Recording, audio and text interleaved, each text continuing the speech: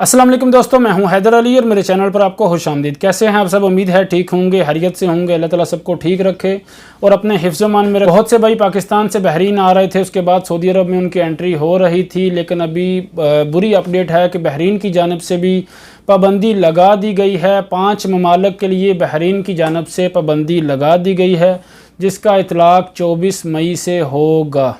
वो कौन से ममालिक हैं वो आपको बता देता हूं, जिसमें इंडिया, पाकिस्तान, श्रीलंका, बांग्लादेश और नेपाल शामिल हैं। इस हवाले से बहरीन के हुकाम की जानिब से मज़ीद बताया गया कि जो इकामा होल्डर्स हैं और इसके अलावा जो बहरीनी शहरी हैं वो इससे मुस्तस्ना होंगे। वो सऊदी अरब आ सकते हैं जो इकामा होल्डर्स हैं या फिर बहरीनी शहरी हैं। जो बहरीनी शहरी हैं और इकामा होल्डर्स हैं उनके लिए यही कहा गया है कि वो वापस आ सकते हैं, लेकिन उनको PCR टेस्ट दिखाना होगा। बहरीन में एंट्री के बाद उनको 10 दिन के लिए क्वारंटाइन किया जाएगा। हर मुल्क की अपनी मर्जी है, बहरीन पाबंदी लगा दे या कोई और मुल्क पाबंदी लगा दे।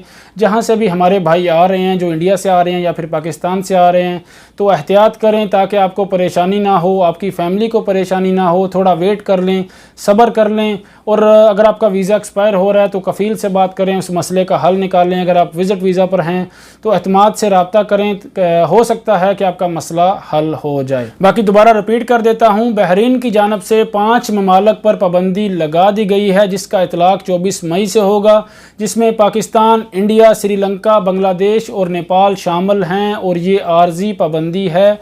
कब ये पाबंदी उठाई जाएगी कुछ भी कहा नहीं जा सकता, इस बारे में कुछ भी नहीं कहा गया। तो भाई एहतियात करें। उम्मीद है आपको डिटेल से समझ आ गई होगी। वीडियो अच्छी लगी हो तो वीडियो को लाइक कर दें, शेयर करें और चैनल को सब्सक्राइब करना बिल्कुल ना भूलें।